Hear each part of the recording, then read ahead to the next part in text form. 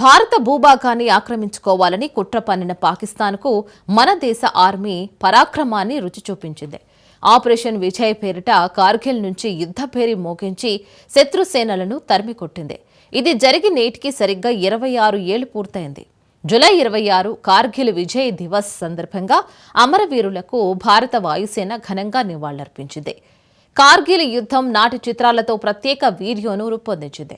ఆ వీడియోను వాయుసేన తమ ఎక్స్ ఖాతాలో పంచుకుంది. అమరవీరుల ధైర్యం, త్యాగం దేశ ప్రజలకు స్ఫూర్తినిస్తూనే ఉంటుంది అని రాసుకొచ్చింది. అటు కేంద్ర రక్షణ మంత్రి రాజ్నాథ్ సింగ్ కూడా కార్గిల్ అమరవీరులకు నివాళులర్పించారు. మన దేశాన్ని రక్షించడం కోసం అత్యంత కఠినమైన భూభాగాల్లో అసాధారణ ధైర్యం, దృఢ సంకల్పంతో పోరాడి ప్రాణత్యాగం చేసిన వీర జవాన్లకు నివాళులర్పిస్తున్నా. కార్గిల్ యుద్ధంలో వారి త్యాగం మన సాయుధ దళాల సంకల్పానికి నిదర్శనం. వారికి ఈ దేశం ఎప్పటికీ రుణపడి ఉంటుంది అని కేంద్ర మంత్రి పోస్టు చేశారు. 1999 మే, జూలైలో భారత్, పాకిస్తాన్ మధ్య కార్గిల్ యుద్ధం జరిగిన సంగతి తెలిసిందే.